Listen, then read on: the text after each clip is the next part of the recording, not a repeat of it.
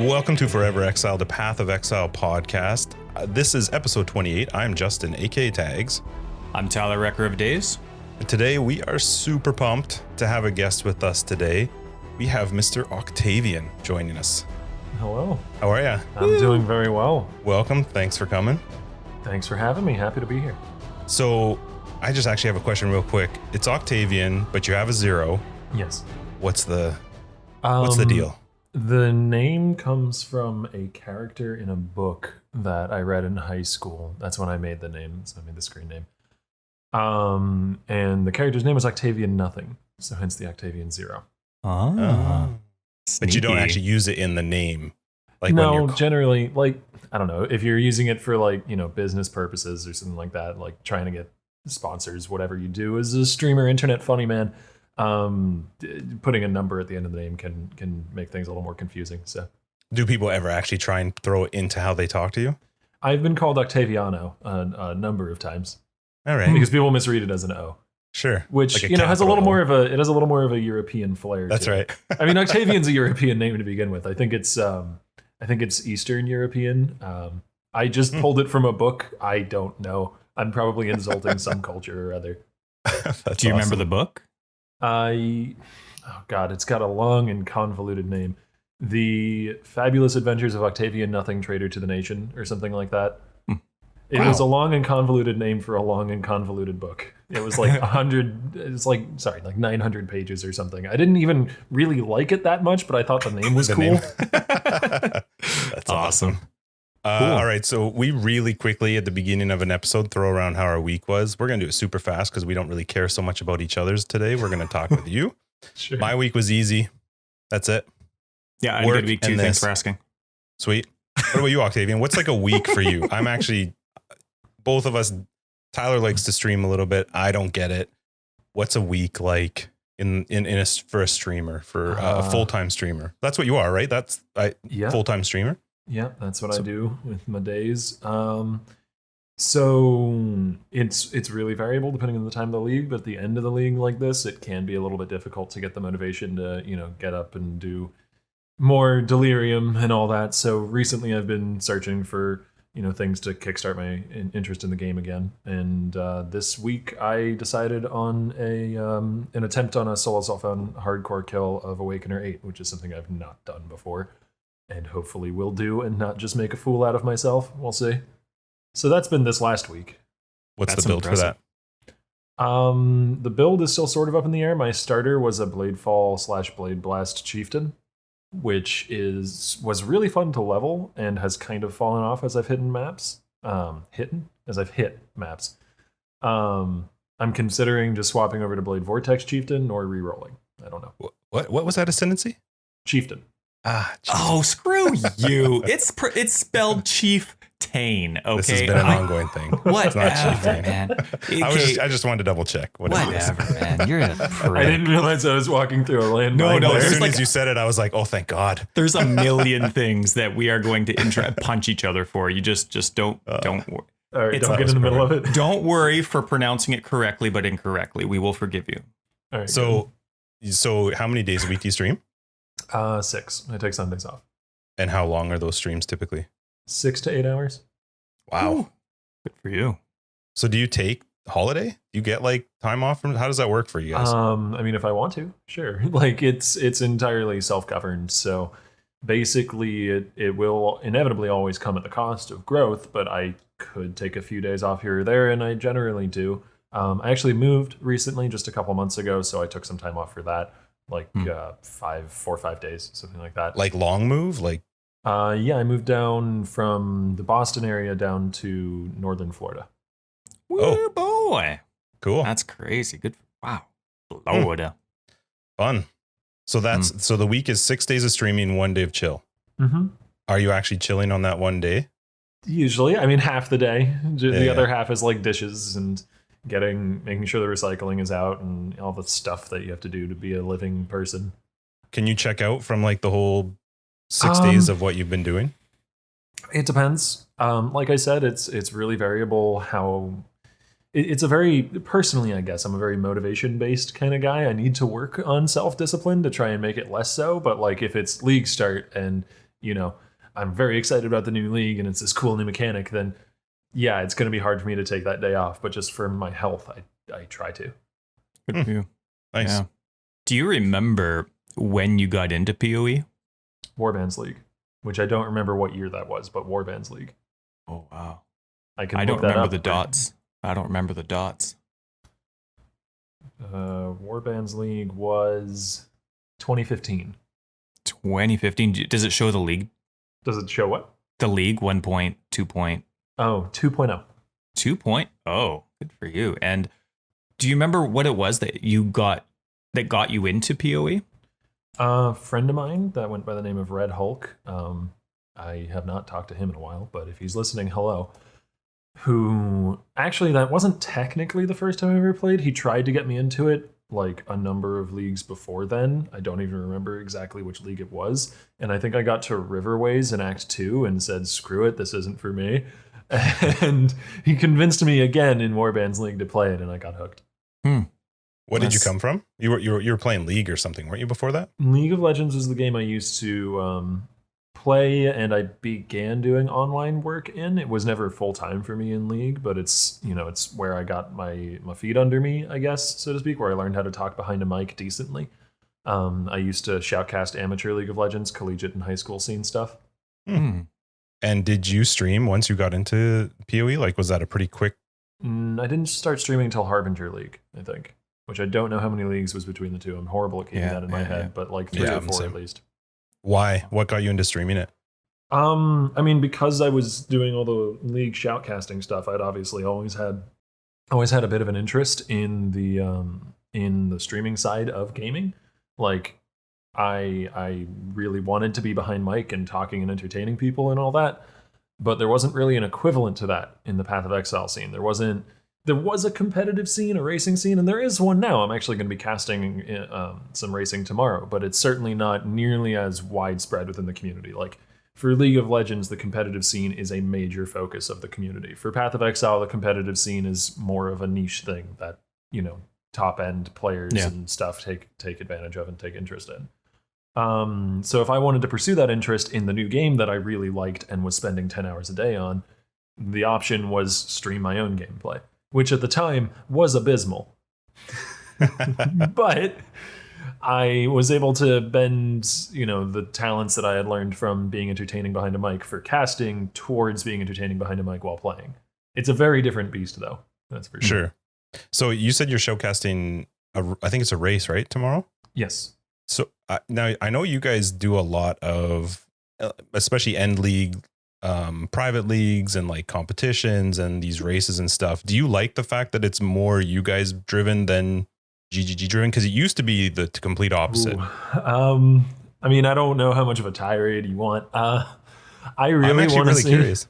I want to see more involvement from GGG on this. I definitely understand the reason as to why they haven't, because it does sort of fragment the player base over time, and it costs a lot of development time and energy that they weren't necessarily seeing back in terms of growth and player retention. But I also think that it is a much different environment now than it was, say, 3, 4, 5 years ago, back when GGG built racing themselves, and it wasn't as much of a community endeavor. So I think there's space for them to try again, basically, and I'd love to see them dip their toes into the pool once more. Even just so the race that I'm casting tomorrow is put together by Brittlney, another community member, and she's the lady I live with. She's my girlfriend. Cool. And she is very passionate about this stuff as well, and she has plenty of good ideas. So I don't want to just rip off all of hers and throw them out here, but one that I agree with really, really closely is that the private league system could be expanded massively to be much more of a boon towards racing. Because right now, organizing an event like the one that's happening tomorrow, just getting the private league set up costs somewhere on the order of $600 to $1,000 to be able to get enough space in them for, all the racers to participate and stuff. And then the minimum amount of time you can have a private league is a week or something, but you use it for a day. So if we're just going to use it for a day or maybe 2, give us an option to maybe do it a little cheaper for that period of time. Something like that, little things. I'm not even saying they have to take up the mantle of racing, just edits to certain existing systems, what makes things so much easier. So for the current community leagues and races that are happening right now, they have no involvement. This is 100% community driven. I wouldn't say no involvement. You know, there's prizing that is sometimes given out to these races that's, you know, either at a reduced price for the people running them or free, depends on the race. There's promotional stuff that GGG does. The race tomorrow got promoted through their forums and through the in-game client. So there's certainly a helping hand being given, but it's a timid one.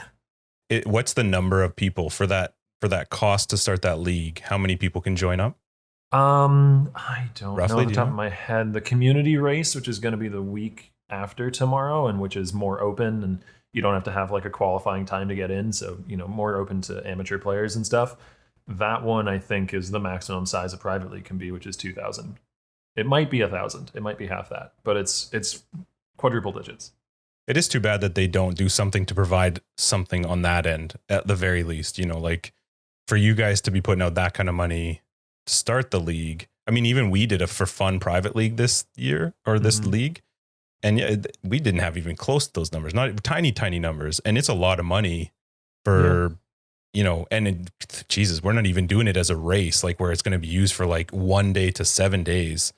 I mean, their pricing structure makes some sense for like a group of a dozen friends who want to play in a private league for 10 or 12 days. Like that, it makes sense in that context. But for a race for 40 people that's going to take place in 1 day, like the tools aren't built for that, which isn't really the fault of the private league system. You know, I'm not trying to bash GGG here. I'm just saying that the tools that exist can be modified, hopefully without much effort. I don't know how to do that. I'm not a programmer, but hopefully without much effort to suit the needs of a different demographic, and pricing can be done according to those needs. Do you know if that's something that's a potential thing for them or on their radar at all? I hope so. I can't say. Do you? I really respect racers, and I was really into the one that was at Exilekhan.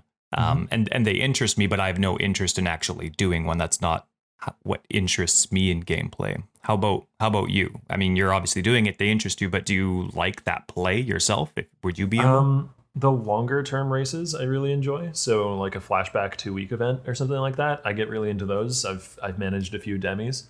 Because I really like a competitive long-term event for the end game, because the end game of Path of Exile is what, you know, gets me really excited, like theory crafting a level 95, 98 character, something like that.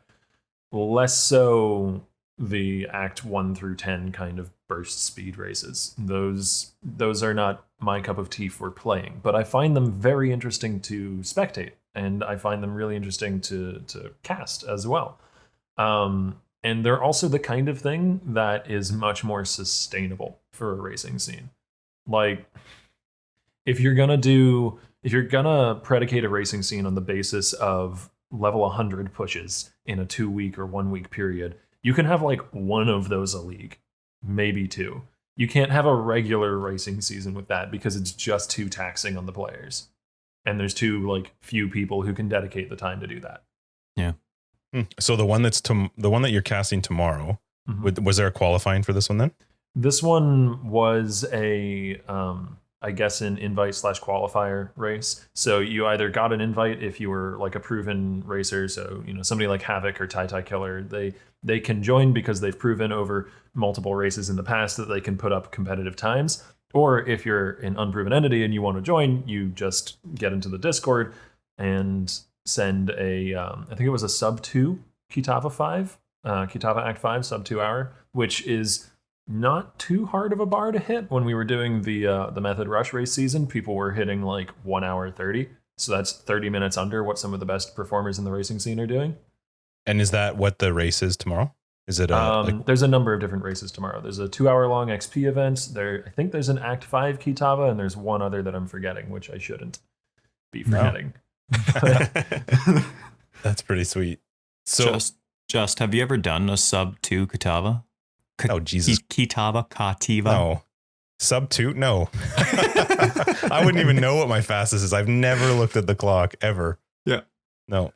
I that's not me. Racing, that stresses me out. Even watching it, like the difference of when we were watching at Excelkhan from like literally first to last. Sometimes is just the difference of like who did one or two things right or got a little bit lucky or whatever. No, that's not for me. That's that's what you want it to be, though. Like that's like if that's what I want the racing scene to come to be. I want it to be this fine honed craft, but it can't be that. It's not sustainable unless there's more of an environment for people to actually make a living while doing so. Like Sure. it's kind of the elephant in the room, and I think it's something we're, if I'm being realistic, moderately far away from. But it's not an impossibility. It's just kind of a far off dream. Sure. So I have to bring up Excelkhan just because it really was such a big event for the game we all like to play and the company that made it. You obviously were there. Mm-hmm. Did you have sort of some highlights, some of the best moments you can recall? Being on stage talking with developers was a pretty big highlight. I went over and over and over my questions, and I'm so glad I did, because I kind of just robotically spat them out while I was on stage there. I think I did an okay job. We do too. Aside from that, there was a dinner at Jonathan's house, which was incredible. Jonathan is a really good cook as well as a great game designer. And what else? God, there was a lot. Climbing I forget the name of it now, but there's a massive tower in Auckland. I think it's called the Sky Tower. Yeah. Mm-hmm. Climbing the Sky Tower and looking out at the city up there. The background picture on my phone is still like the picture I took from up at the top of the Sky Tower. Yeah. Excelkhan was crazy. I was asking my son yesterday if he had met you when we were there, and he said that he had. I guess at one of the signing things he had come by to get your signature there. So yeah, it was cool. I feel very sorry for anyone who got my signature because it's awful. I don't think he cares. I have a terrible signature. That's awesome. Well, I thought I was going to ask you actually one thing that I find crazy. You kind of got into the streaming game and the game you picked up because of this buddy of yours that got you into it. Mm-hmm. I just find it crazy that it's still an indie developer. Granted, they might be owned by Tencent, but whatever. That they're that it's got such a big following to have its own event where the people who are playing it, like yourself and the other streamers, are coming out there to these events. There's lineups. I just remember seeing lineups of people to come and see you guys. Like that's just crazy that it's Path of Exile. It's not like World of Warcraft or Diablo or whatever. Like it's Path of Exile. That just to me it's still crazy to think that that's where it is right now. It's pretty ridiculous. And like, I think the stream was basically top of Twitch as well when they were doing their live stream. Yep. That's where I spent Excelkhan, and the numbers were huge. I mean, the numbers they showed, I thought they were crazy. Did you bring back any swag? Did you spend your time in the lineup? I didn't spend my time in the lineup because they gave me a little goodie bag when I arrived because I was part of the show. Yeah. I guess the viewers or the listeners rather can't see it, but I got this little doctor card thing from one of the other people. Oh, nice. So you don't have to farm. Good for you. Yeah. Did somebody give you that was playing it? That wasn't actually from the card game. That was custom made by one of the other people at the event. Oh, okay, cool. Have you photocopied it yet? So you can have more than one? No. Put them all together for a full stack? It actually doesn't have a set count on it. It's just one for one. Yeah. I just like get a head ever. Like if I can go find Tasuni somewhere. That's right. That's awesome. Cool. That's a VIP pack. Nice. Now, back in the day, again, another back in the day question. You remember when you weren't a noob anymore? When you kind of stopped asking your questions, and then there was that kind of eureka moment where you realized all of a sudden you're answering people's questions on Reddit or wherever instead of asking them. You remember the transition? It's not a full transition. No, it never is. I'm still asking plenty of questions. Like yesterday, I had to ask one of my moderators in my Twitch chat, what the eye level breakpoint is for certain bestiary boss spawn monsters. Like, we have a question for you later. Oh, okay, sure. There's plenty of, Path of Exile is massive and full of little bits of minutia here and there, and so there's plenty of things that I'm sure I don't know, and I'm sure they'll crop up and be relevant at some point in the future. That's one of the reasons why I love the game. But there was something of a tipping point in when I felt I could make my own builds and have them like be competent. As far as when exactly that was, it's hard to pin down. I'm bad with keeping track of things in general. And maybe bestiary? Okay, yeah, bestiary. What was it that you were doing in the game where all of a sudden you realized it just made sense to you? What were you trying to do?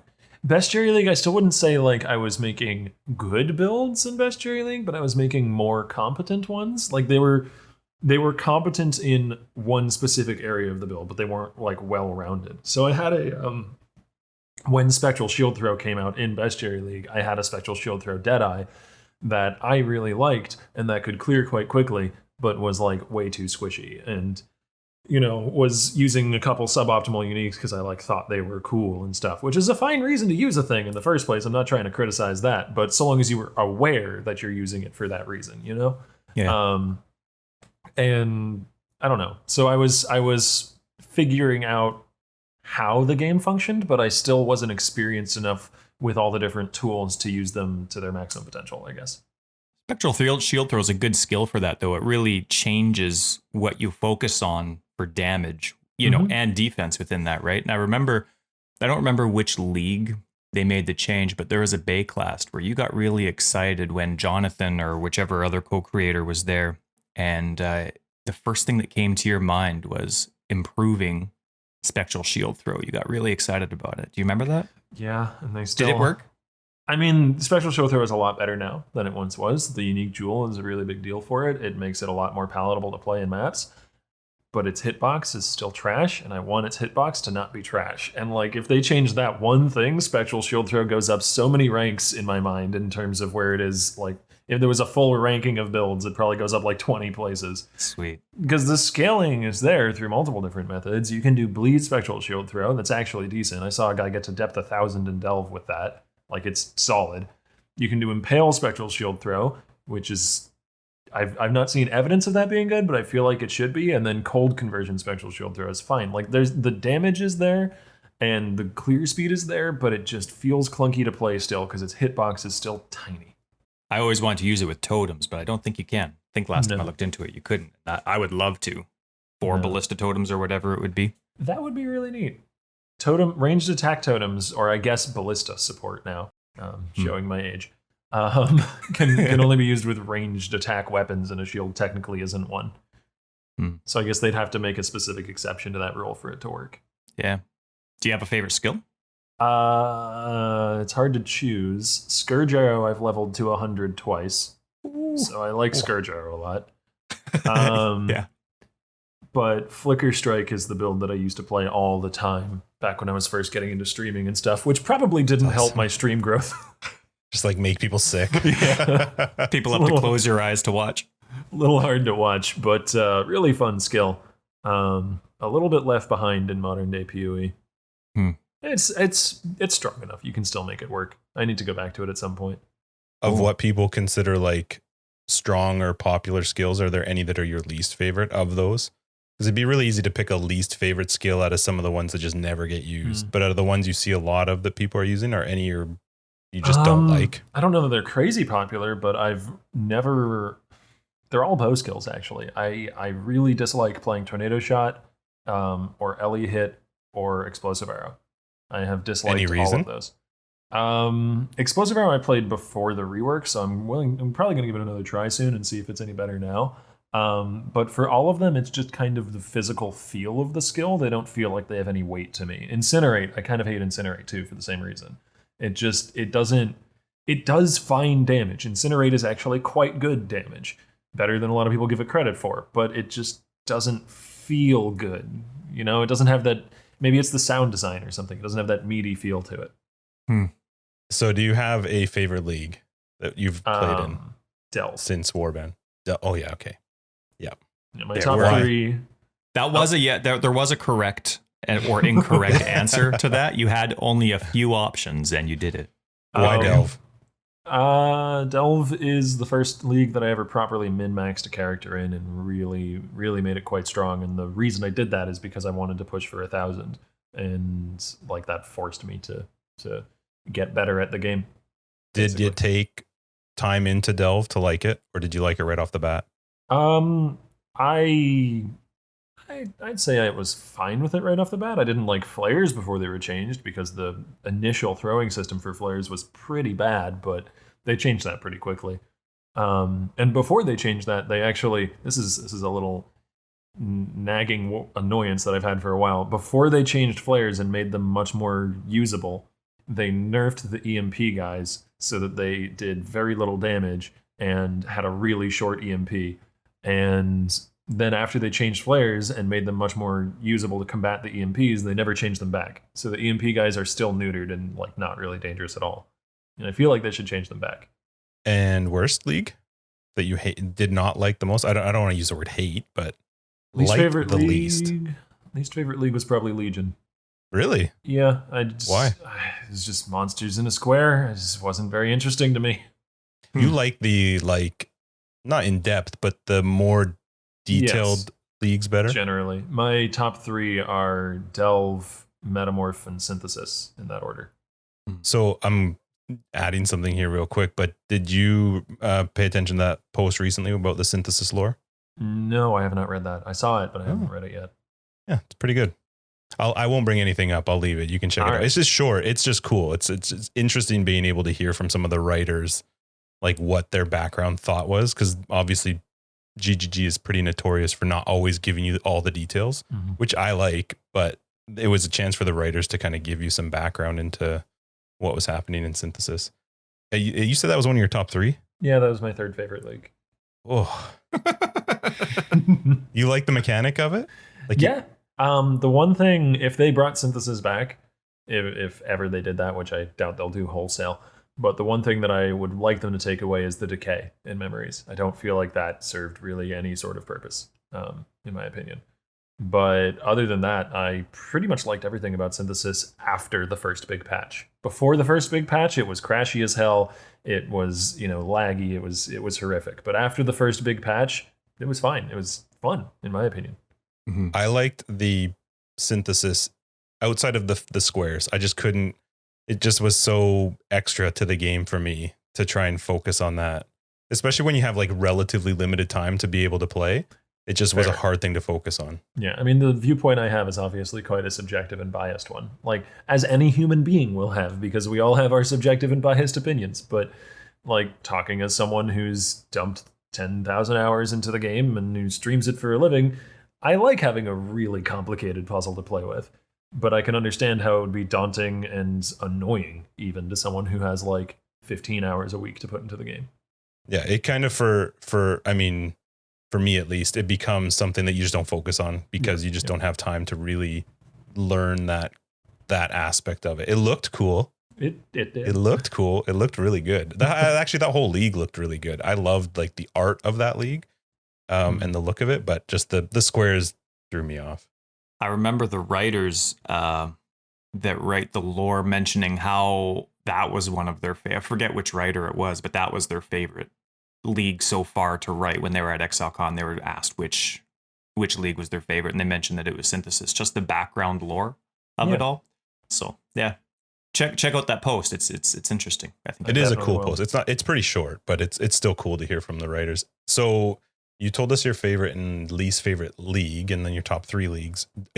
I don't know if that's the same question here. If that is what would be your best or worst league mechanic. I don't know if yours were based on that, or if you have a separate answer for what do you think was ever the best league mechanic, which I guess could be Delve. Yeah. But yeah, do you have something that you would say is sort of your best and or least favorite? Metamorph is probably my favorite league mechanic. Make the visuals better, and Metamorph is the perfect league mechanic in my mind. But then again, subjective and biased opinion, I'm coming at that as a player who, really likes to play maybe a little slower, a little clunkier, but very tanky high single target builds. And that's the kind of thing that excels at Metamorph, because I don't have to care about clear speed. I'm in one spot fighting a big old monster that I made. Like that's the kind of thing that I really like in this game. Yeah, me too. And your worst? Least favorite mechanic? I'm gonna have to go with like Legion again. Still. Maybe Blight, but Blight is a little more interesting to me. I just generally, if it's like monsters in a square or monsters in a line, I'm not saying I hate it. Like, they're fun. I will do legions, I will do blights. I enjoy them. But I can, the least favorite out of a bunch of things that I like is still going to be a thing I like. Right. Just there's less to do, I guess, yeah, that makes sense. Are there any builds you dream about that you just can't play anymore because the game's changed so much? Like for me, I miss Warcry's being able to trigger off cast when damage taken and building builds kind of around that. Anything you miss that you can't do anymore? There was a build that Gouda did a long time ago. I think it was the second league that I ever played, which was an Elementalist Namahu's Cyclone build. And you used Taming and what's the name of the ring? That it used to be able to allow you to ignite, like just continually ignite enemies. You could stack, I think it was any number, maybe it was up to 50. I think it was up to 50 ignites in an enemy. Now it's only 2. They nerfed it pretty hard. And what you would do is you would just keep stacking ignites on enemies and getting damage out of Taming, and use Namahu's Meatballs to stack tons and tons of ignites because it's lots of discrete hits, and you use like life gain on hit for sustain and stuff. It was a really fun build, and I haven't really done a Namahu's build since. You could still do Namahu's. Namahu's is still acceptable in modern day, but that specific version of it, I guess, is something that I can't really play anymore. Now, as someone who does this for a living, do you play League the way you want to? Or kind of do you feel pressure to play a certain way or a certain pace? I feel that kind of pressure for sure, but I try generally not to let it get to me because it makes the stream less entertaining. If I'm not doing a thing that I genuinely want to do, then this is just not going to be fun to watch. Good for you. Doesn't mean I always succeed, but I try. So I don't know. That's why I jump around as well from league types. Like I don't stick to just softcore or just hardcore or just solo self-found. I play pretty much every kind of game mode that Path of Exile has to offer because I like a certain aspect of each kind of way of playing, and inevitably that leads to, why not hardcore or why not softcore or why not solo self-found whenever I switch. It doesn't matter which direction I'm switching. Inevitably, it leads to those comments, regardless of where I switch. Now, you have an insane goal compared to what I would play. Like, I have a similar style where I love the single target damage. I'm fine taking my time with clearing. I mean, I'm sure your builds clear way better than mine, of course, but is there a certain... Oh, I totally forgot my question. I gotta say. Let me just mark this spot there. No way. I don't need to mark it. No. Oh, well, there it is. It was good. It was relevant. You started off so well. Oh man, it was and there. Then it just fell apart. Yeah, me too. Me too. I'm excited for this question. You just go ahead and start whenever you're ready, buddy. All right. You're probably not going to take this out either. Oh well. So you kind of answered it, but because I can't remember the question that I was going to ask, how do you play a lot of different ways, and I'm never ever on hardcore in my life going to beat Cyrus, who Justin calls Sirius, which is really stupid. Awakener level 8. That's one of your goals this league. So are there any other things that you try and do every league? Not necessarily like something to keep yourself entertained at the end of a league or attempt, but is there a goal you have every league that you try and accomplish before you start trying not to burn out? I try to get 36 out of 40 challenges done each league. I generally don't go for 40-40 because I just can't be bothered, but 36 I'll try to do. Most leagues I'll end up pushing a build to 100, but that's just because I don't like re-rolling and I want to keep playing the same build, and I play a lot. And a few times now I've tried for a Delve 1000 push in hardcore, and I've yet to achieve that. My furthest depth has been 740. Jeez, what's yours, Ty? What's your? Oh, I think I'm down to 20. I think I got. Did you crack 20. 60 I think yet? 21. I think is where I got. What do you get when you beat Act 10? What do you get to? I get fireworks and then I make a new character. Add like 10. I'm a 3. I'm a 270 something. Okay, and it's awesome. It's great. I'm staunchly though. I believe that like that's still something you should definitely be proud of and definitely be excited for. Like if somebody's hopping into my Twitch chat and is like, God damn, I just beat Uber Elder, or I just beat Shaper, awesome. or I just beat Uber Ziri, or I just beat Uber Lab, whatever it is, like if they're excited for it, that's fucking great. Pardon my language, sorry. Oh man, No, it's perfect. It's like true. that's Path of Exile is a game. It's like a ladder that's 50 stories high, and every rung you get on that ladder, if that feels exciting and awesome to you, good for you. Yeah. It definitely should. Like, Yep. you poison the experience by trying to make it about comparing yourself to what other people can achieve.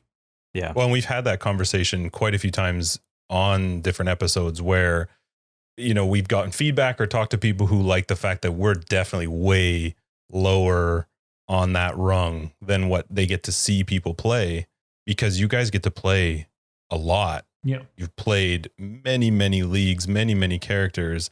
And for a lot of players to compare like what their current experience is to that just seems like you're kind of not, you're taking the fun. They're taking the fun out of it for themselves, because you should just be experiencing however you're playing it and having fun with it. And that's it. If you have 2 hours, 3 hours a day, you will never, ever see sort of what, somebody who gets to play it for 8 hours, 6 days a week. I think that's actually the one nice thing about streaming is you can pop on and be like, wow, that's possible. Yeah. Like, I think that's actually cool, because I know I'm not going to do that, but I love being able to just hop on and watch somebody just rip through something that I'm like, what the hell? How did they do that? I like it. It's also a cool testament to the game too, though. I mean, it's so deep. There's so much to do, and there's so many personal quests you can have that you can be successful no matter how far you go in the game. Yeah. Because theory crafting is just the mainstay of the game, right? A small gripe on that topic. Elder was perfectly designed around that. You could fight Elder in white tier maps, yellow tier maps, or red tier maps, depending on where you spawn the influence. Awakener is somewhat designed around that. You can obviously do a lower level Awakener, but if you, say, have completed your Atlas on a character, and maybe this is a player who doesn't have a lot of time, so they want to play in Standard. This is not relevant to the majority of the player base, but they want to play in Standard. So they have their Atlas completed because they've played long enough. It's in Standard. They've managed to do that even with their limited play time. Now they make a new character, and they want to bring it up through the Atlas, and they can only fight Conquerors that are 4 Watchstone. You can't fight 2 or 3 Watchstone. It frustrates me so much. It makes it hard to learn the game for somebody the first time around.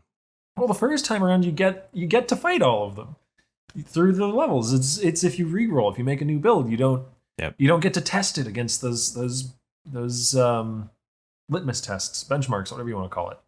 Yeah, we only actually found out recently that you could drop Awakener down and fight him at the lower tier. But you know what, even in that argument, your only way to do that is to have gotten yourself far enough into the Atlas that's even an option. And sometimes those Conquerors for some people get quite challenging once you get up higher into the Atlas progression. So I still think I wish there were ways for somebody that maybe wasn't at that same level to be able to still fight them. Maybe they don't progress the Atlas, but they still have the option to be able to see those fights, because you really don't get to see them like you used to be able to see the Elder. You'd fight him all the time. All the time. So you mean like after the first, or let's say like if you have 8 Watchstones, so you've done 2 rounds of Conquerors, if you can't handle a 3 Watchstone Conqueror, or I think it would be 2 at that point, then you're able to take one out and fight a lower tier one and get the fight, but no progression. Yeah, you don't progress the Atlas, which is fine, but at least you might learn the fight a little bit better, or you might be able to, hone your build a little bit or something. But it is a little hard, because once you move past one, you kind of have to be ready to progress to the next one. Yeah. So you talked about Metamorph, which I loved. Metamorph. It was definitely one of my favorite leagues. And one of the reasons I liked it was because we're not like, I like the whole idea of playing speed. And I've done it before where I've focused an entire league on super fast clear speed and just farming old school Strand and literally just farming currency. And I found it really boring, really quick. But I'm curious if you have do you have like a preference to whether you're clearing on something that's quick, or do you like that idea of slowing it down and now you're focused on these tough bosses? I prefer playing builds that have more survivability and more single target damage, and I often end up sacrificing clear speed for that. like builds that I've played recently are Cremation Self-Cast. So that's, Cremation's very high single target, but it's a 2-button build, so it can only go so quickly. The Bladefall Blade Blast is also a 2-button build, so it can only go so quickly. I've done like Self-Cast Volatile Dead, 2 buttons. I generally play builds that require setup payoff. I just find those more enjoyable. So yeah, I guess that would be more my play style. It doesn't mean that I haven't dipped my toes into the clear speed meta, but I don't play to optimize. I play to reach certain goals, and I don't know. I guess min-max a character, but I often don't go to the absolute extreme. Does that change whether you're playing softcore or hardcore? Hardcore just exaggerates those tendencies, I guess. Like I go even further in terms of survivability and often sacrifice even more clear speed in doing so. Like I'll my most recent like successful hardcore builds are that Cremation build and a Cyclone Gladiator, max block Cyclone Gladiator. Which Cyclone is decently quick, but as a facebreaker Gladiator, my radius was not very large. So we had an episode a little bit ago. I'm trying to remember how it came up. We were talking about, there was talk at Excelkhan of whether or not GGG would do something to make the map more, not the map, the Atlas, not the Atlas. Passive the tree. skill tree. Thank you. The it's passive not even tree, a skill tree. Oh my goodness. More beginner friendly. Maybe not. I don't want to use the word dumb it down, but anyway, it was a brief conversation where there was a talk of whether or not that's something that they should do.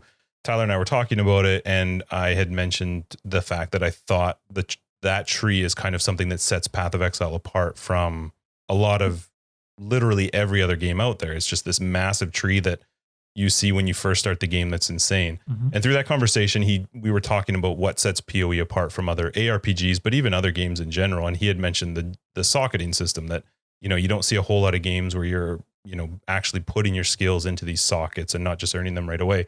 And I was listening to an old interview that you did, and I don't remember who it was with. It was with a couple guys, and they were talking to you about Path of Exile. They clearly didn't play Path of Exile. I think you were there more as like a Twitch streamer type person. But you brought up something that I completely overlooked. I never even thought about, and I'm curious what your thoughts are. So you brought up the currency system, and that is the fact that there's no gold, there's no like standardized, currency across the board for the game. And while it is a little bit determined by the developers, it's predominantly determined by the community, where where either you're going to trade something for X amount of chaos or exalts or whatever that is.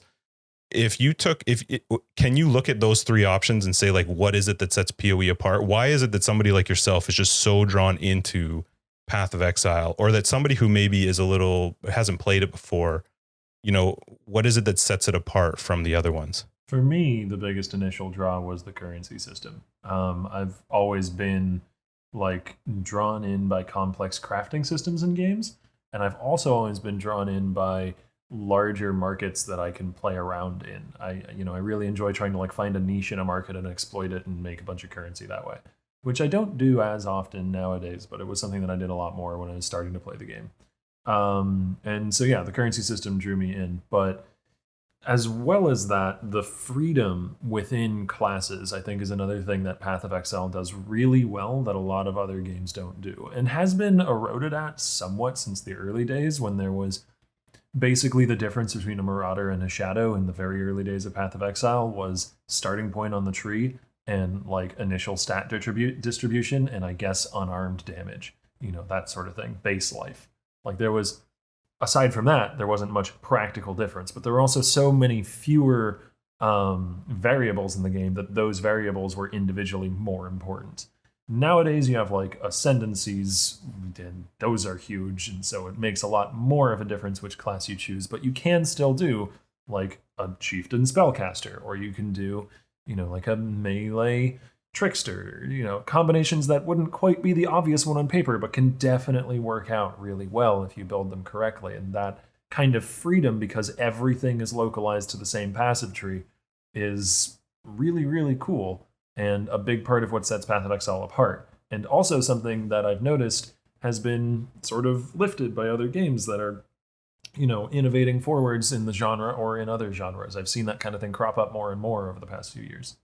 Have you seen any that have tried to reinvent the currency system like POE did? That, not so much. That doesn't necessarily mean it hasn't been done. I'm not very other game literate.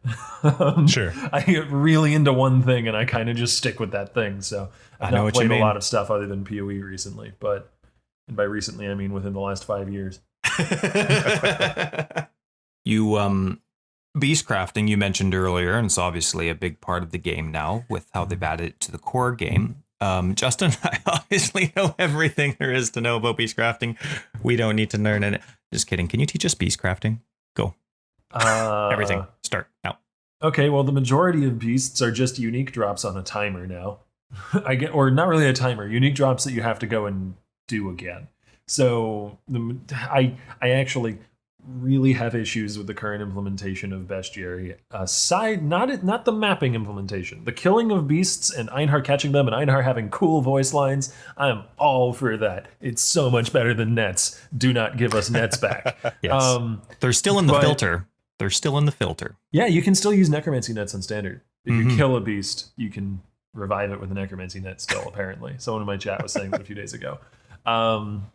So if you want to use your legacy necromancy net, you still can. But the recipe system has so much room to be expanded, and they cut off some of the really interesting recipes. This is just a crusade for me, because back in Bestiary League, I was trying to craft the perfect map, and you can't do that anymore because they got rid of the recipes. You used to be able to exalt a map for a beast craft instead of an exalt, and you used to be able to mirror maps for a beast craft. So if you made the perfect map, you could just buy those beasts and mirror it over and over and just run the same exact perfect map over and over again. Which I realize to some people sounds incredibly boring, but it was more the chase of trying to make the cool map than the actual running of it that I enjoyed. So I use beast crafting to get a flask that I want while I'm leveling, and I don't really play with uniques. What else could I use it for? There are a few other really powerful and interesting recipes, but they're quite rare. So unless you're on Trade League and going anywhere to buy them, you might not have them.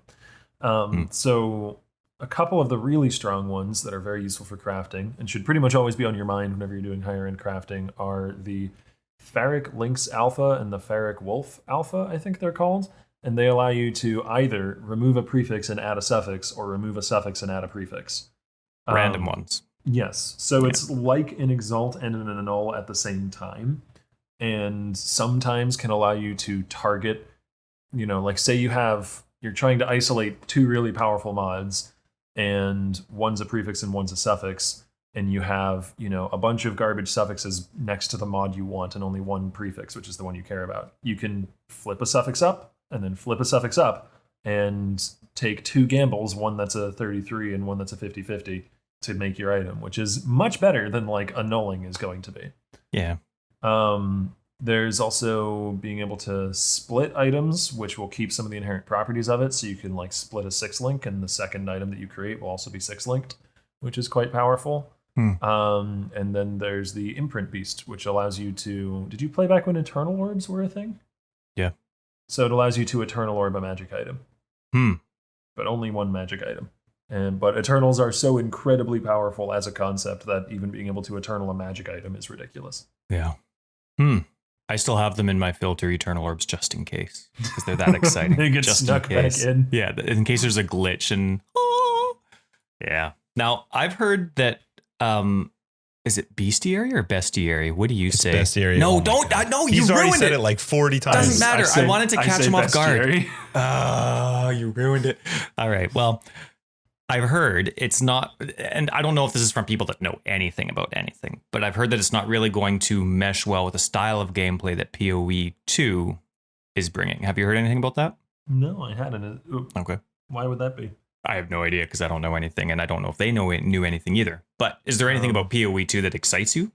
Yeah, the story looks so much more fleshed out, and I don't say that to insult the current story. The current story is pretty good, if you look for it.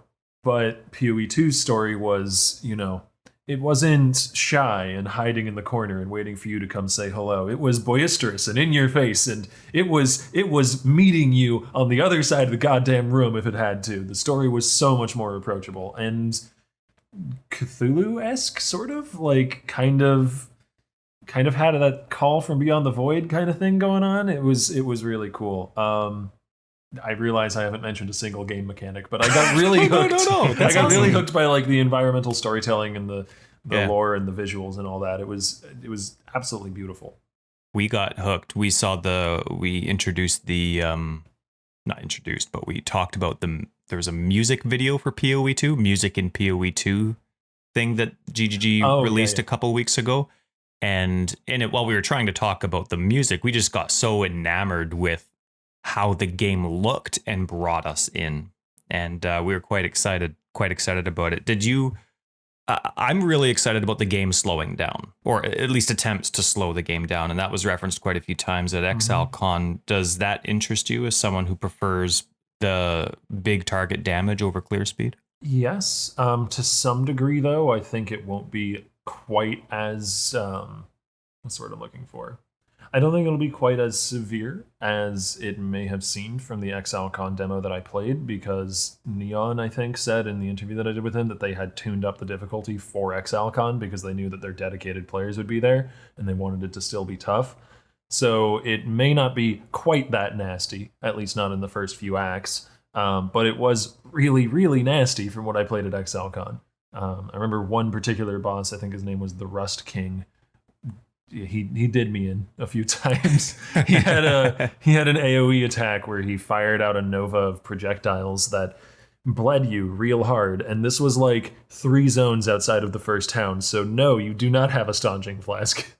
So Tyler was just mentioning the music of Path of Exile, and I mentioned to you earlier that I was doing some paperwork and had your stream playing on the side. And I noticed, I think at least twice in the little bit that I got to listen to, you were like, I've never heard this song before. I've never heard the music of this zone before. Is that just because of the streaming side of it? Or was that? I usually have background music playing on the stream, and people can do song requests and stuff. So I usually have the music in-game muted so that they don't clash. But recently I have wanted to reinvigorate the YouTube channel, my YouTube channel, because I haven't uploaded there very much. I apologize to anyone who follows that. And I want to do that with some content from the stream for efficiency's sake. And in order to do that and not have it be copyright struck, I need to not play said music. So I've been just playing the in-game music in the meanwhile until I can get licenses to some other music that I might want to listen to. And yeah, it had been so long since I had listened to the in-game music that there were tracks I just didn't recognize. Like the music in, where was it? It was one of the zones in Act 8. I think it was the lead up to Arakali. I forget the name of that zone. Music in there was really good. Like really quite good. Mm-hmm. Act 6 town music is still my favorite in the whole game though. Act 6 town music. I'm going to put that in my hideout. Do you have the hideout music player? No. Oh, tisk tisk. It is awesome when you get it because it's awesome. I highly suggest the Ascendant theme. Okay. Did you notice though, while playing through, if this is like, not having the music for quite a long time, one of my biggest gripes with Delirium is the fact that every time you touch a mirror, the music is the exact same. It's always the same once you open the mirror. Oh, now I'm not going to be able to not notice that. It's really annoying. You lose like this great background. It's the same with maps. Like some maps will have very cool music to them, but for some reason they made that mirror just like the same dull. It's your worst nightmare. Yeah, it literally that's over and over and over. Is there a reason you're big streamer? Is there a reason you haven't been posting on YouTube often? It's maybe a couple times a month, right? Laziness. Yeah. Okay. Well, do you find a value for what you do for work? Absolutely. Like YouTube is, not to get too into the numbers and all that, but YouTube is really, really good for driving traffic through to the Twitch channel. It's not great for ad revenue itself, as I'm sure you might be aware of, but for getting people interested in the channel and getting people engaged and getting people wanting to, talk to me and ask questions and stuff, and getting my content out there in a more perennial form that people can go back and watch later. It's excellent for all of that. It's a great community hub, I guess.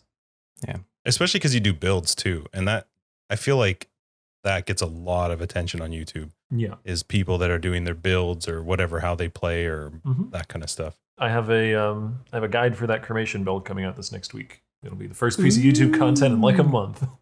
Oh yeah, nice. It's all one video. Yes. Sweet. So, kind of away from Path of Exile, I guess. But what is life outside of POE for you then? I guess if you're working 6 days a week, well, even on those 6 days though, that's only 8 hours. There's still a lot left of the day. Yeah. What's life outside of POE on weekdays and your days off? I've been learning to grill since coming down to Florida. I didn't have one up north, but Brittle has a grill, so I've been learning how that functions. It's been nice. Been able to make burgers and sausages for myself. I've been eating too much grilled food, actually, as a result. You didn't grill before? I did not have a grill before. Wow. There's no such thing as too much grill.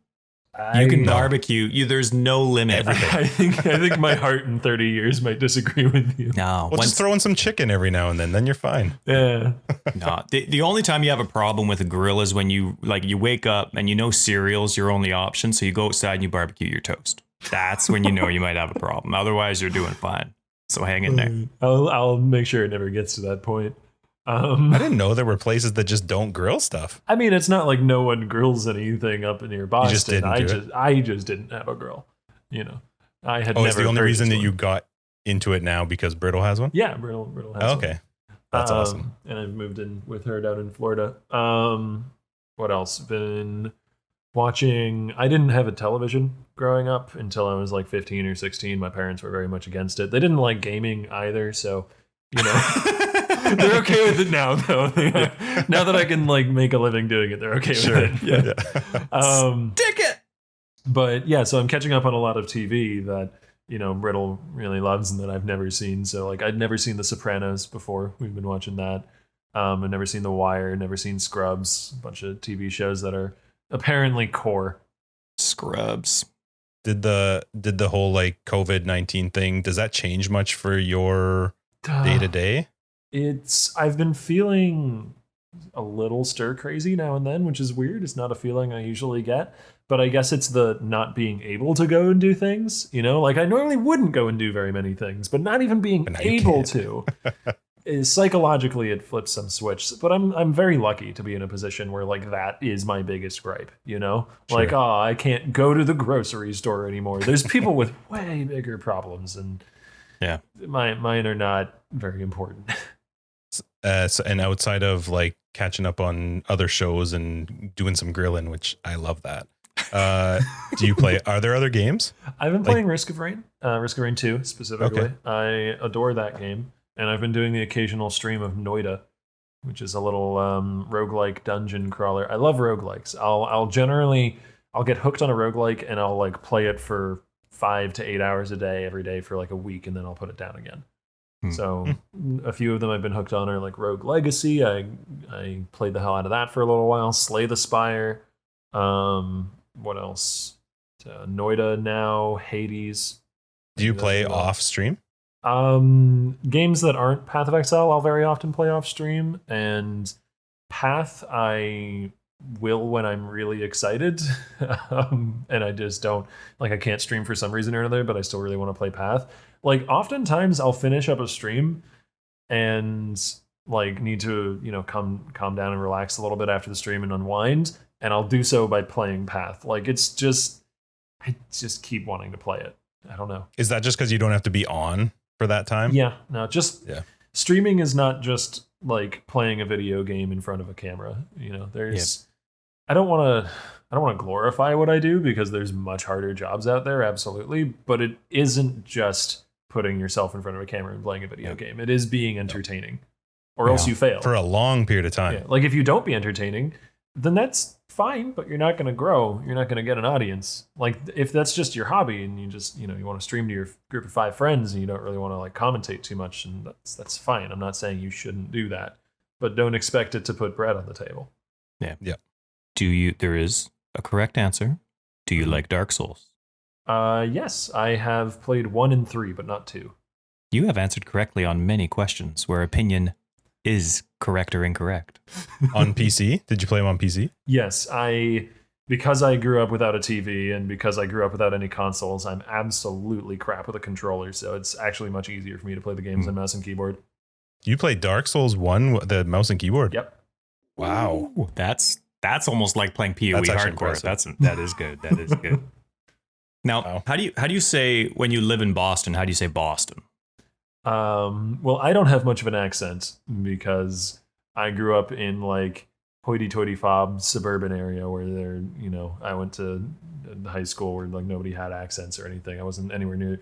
I was 30 minutes outside the city. I wasn't actually in the city proper, but my family. My mother, when she's angry, which I experienced a few times growing up, has a significant accent. Boston, Boston, something like now, that.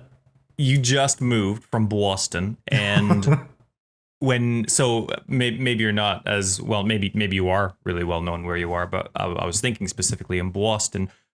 Did people know who you were walking around? Oh no. Path of Exile is it's still something of a niche game, and even streaming games is something somewhat niche itself. Not so much anymore, like I'm sure if Ninja walks down the street, he's going to get some folks saying, hello or hi or wanting his picture or whatever. But I hold no illusions about the size of my channel and my reach. I was goddamn blown away by the fact that there were people who wanted me to sign things at Excelkhan. Yeah, I was going to ask, was that a bit of a shock? You got to Excelkhan? It was insane. I don't know. I'm still figuring out whether I liked that or not. I mean, the part of me that's an egotistical, self-centered asshole because I stream, on the internet, of course, is a part of me like that. Enjoyed it for sure, but it also was really awkward at times. And I don't say that to like blame the people who were coming up to me. It was more me. Yeah. Like I didn't know how to deal with that. People would come up to me and I'd be like, "Oh, hi, I'm Octavian," and they're like, "Yes, I know that." And they're like, "Oh, right, right." It's got to be different though. Good for you. Good for you. I thought it was fun to see because going to Excelkhan, I'd played since 2012, and my son got into it like a year and a half ago. And so he was the one that asked me to go with him. And I didn't know all the streamers. I knew some of you guys from like the Bay class and stuff. And I was shocked at how much they all knew. Like literally everyone knew who all of you were. I was, there were like these different, yet that being said, Chris Wilson walks right up to us and people in our group are like, "Who's that? He looks familiar. We were like on the street and he just came and stopped 5 of us to take a picture. And 2 of them were like, "I can't place him." No, but your reach goes a long way. Just because people might not be on your channel or following on YouTube, people know who you are all over the place. There's a huge recognition before you're on POE, or I was going to say POE 2, Exilkhan. Your reach goes a long way. And you're a very well respected and professional member of the community. I'm very impressed with what you do. You do a good job. I hope so. Well, and you're smart. Like I've had a lot of people say that. When I talked to a couple different people that said we were going to be chatting with you, and they're like, "Oh, he knows. He's got a lot of knowledge in the game." I was like, "Oh, sweet. Well, we got questions." I hope so. I don't know. I always find myself feeling like the more I know, the more I feel like there is out there to still figure out about the game. Like this challenge that I've set myself for the Awakener kill. If I end up dying on this chieftain character, I've resolved to play a Whispering Ice Scion build next because I have never played a stat stacking build and done well with it, and I have never played a CI build and done well with it, and it is both of those things. And in hardcore? Yes. And I want to see if I can, learn how to do that better.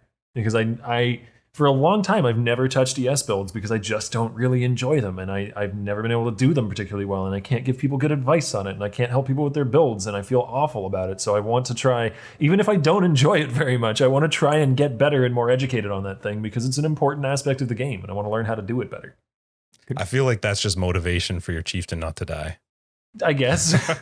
The chieftain's not doing as well as I would hope, but it is only on like a couple 4 links and trash gear right now because it's day 2 of solo self-found. But, maybe it'll die by accident. Who knows? Maybe.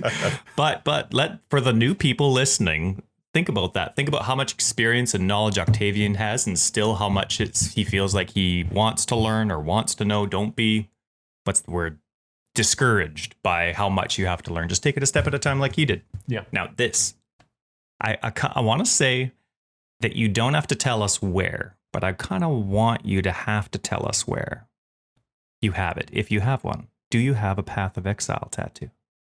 No, I'm sorry. I disappoint. I don't have any tattoos. I'm very boring.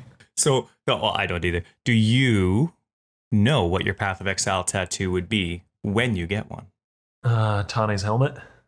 Oh, where would you get, like, right on your neck? You came up with that real fast. Yeah, good for you. Put Justin to shame. I've been asking him for 3 months on this freaking podcast. I don't know. And so, is it going to be? Justin's looking it up right now.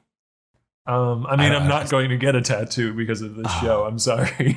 No, not because of the show, but because you were already going to. If I were to get one, it would probably be Tane's helmet because his name is Tane Octavius. Okay.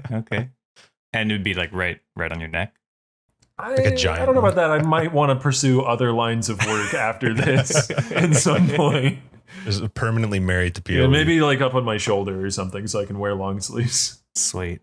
Now, just recently we started throwing out just a quick newbie tip of the week for people as we've been ending our podcasts. Would you like to throw out a newbie tip of the week? So for like absolute new players who've never touched the game before, or, you know, folks who are like maybe a little lost getting to maps, like what? Well, yes. Yeah. Because for absolute new players, the piece of advice I usually give is to come at the game, like, to think of the game in terms of a skill gem and not in terms of a class, because they very often come at the game and I see people in my chat saying, how do I play Witch? Or, you know, how do I play Marauder? When really what defines your build most thoroughly in Path of Exile is the main skill of choice. Sometimes two, you know, sometimes you're like Essence Drain Contagion, you have a combo skill, but it's going to be a skill, maybe two, that defines your build. And like the difference between an ED Contagion occultist versus a trickster is not that massive. You know, the play style is still very similar between the two of them. So what's much more important for them to know that they might want is what kind of skill they want, because that informs the play style. And if they don't like the play style, they're not going to stick around. So what I suggest is that they go and look up, you know, videos of certain skills, you know, maybe a short demonstration or a build guide or something, so they can find a skill that seems like it's something they'd enjoy playing. Good call. And for the people who have been around for a while? Or are struggling in the map section, or your most valuable resource is your time. It's the only thing you can't make more of. You can make more currency, you can make more maps, you can make more builds, you can do all of those things. There's, if you farm it, if you put in the time, there's an unlimited amount of those things to potentially get, but the only limiting resource that determines how much of those things you can get is your time. So try to save as much of it as you can and be as efficient in your play as you can if you're someone who's newer to the game or doesn't have a lot of time and wants to reach the end game things. If you don't care about getting Awakener 8, that doesn't matter. Spend your time however you want. Have fun. It's a video game. But if you really want to achieve those things and you don't have a lot of time to put in, you need to find ways to be more efficient and cut corners, because it is the resource you can't get more of. And I mean, that kind of applies to life too. Yeah. You can make more money. You can get new places to live. You can get more of whatever. You can't get more time. Mm-hmm. It's true. So grill when you can. Exactly. Mm-hmm.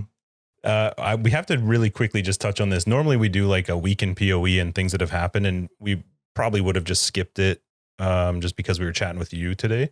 But we wanted to just bring up the fact that because of COVID-19, they put out their announcement that Delirium is going to be, you know, extended a little bit. 3.11 is going to be delayed.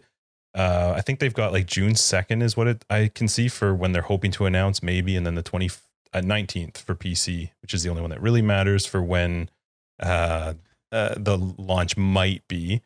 Does that affect you on a streaming level? Like, do you know, if all of a sudden, now I just want to preface that because I don't want it to come across as if you could be a jerk about it. I think the fact that they're only delaying by that much is pretty impressive, given that it's been like 8 weeks of working from home. For sure. So I think they've done a really great job if they keep around those numbers, really, regardless of whatever the numbers are. The fact that they've been able to continue working on such a, you know, a great game and a new league that's going to be coming out while working from home is pretty impressive. But does that does that do anything to how you plan your streams or, you know, your content? It's actually the reason why I set myself this little personal challenge, because I realized there's going to be more time in the league. And, you know, if I want to keep streaming Path of Exile, which I prefer to do because streaming other stuff is not very good for channel growth or anything like that, I'm going to need something to occupy myself. So yeah, it kickstarted me to try a new thing, to try and do another thing.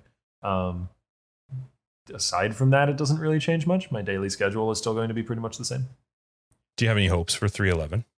I'm so bad at speculation. Tarky hates me for this on the podcast. Whenever there's like a pre league podcast, he's always like, "Okay, everybody, get your best speculation together. We're going to talk for 3 hours about what we think this might be." And I'm just like, "It'll be video games." I don't know. I'm not good at that. Me too.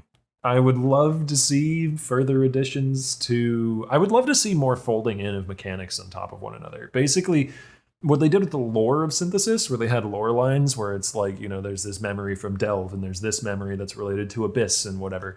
I would love to see more interplay of mechanics in that way on a like actual gameplay level. So like a beast for bestiary that's a Roa covered in fungal spores that when you catch it gives you a random blighted map from your bestiary when you kill it in the menagerie.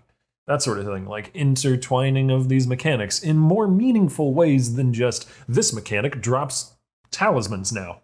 You know, like that doesn't really count. Yeah, in my that's opinion. cool. Sweet. Well, I think we're pretty much wrapping up episode 28. I just wanted to give you a big thank you for joining us. Why don't you? I mean, you may as well tell people what ways for the like, I don't know, couple people that maybe don't know where to find you. Where can they find you? You can find me on twitch.tv/Octavian0. I am Octavian Zilch on Twitter because Octavian0 was taken. And on YouTube, I am Octavian as well. You can just type Octavian Path of Exile, it'll come up. Sweet. And so Monday through Saturday, 8 hours a day. What time do you start? 2 p.m. Eastern. And I usually go 6 to 8, nearing towards 6 at the end of a league. The schedule's a little lighter when there's less to do at the end of a league, and then 8 hours towards the start of a league. Well, I just want, yeah, a big thank you for joining us today, taking some time to chat with us and join us on episode 28. Thank you for having me on. It's a lot of fun. Thanks again to Octavian for joining us for episode 28. That was a blast having a chat with him. You can find out in the show notes below. We'll have links to his Twitter, his Twitch, and his YouTube. You can check him out in upcoming races as well that he's going to be shoutcasting in.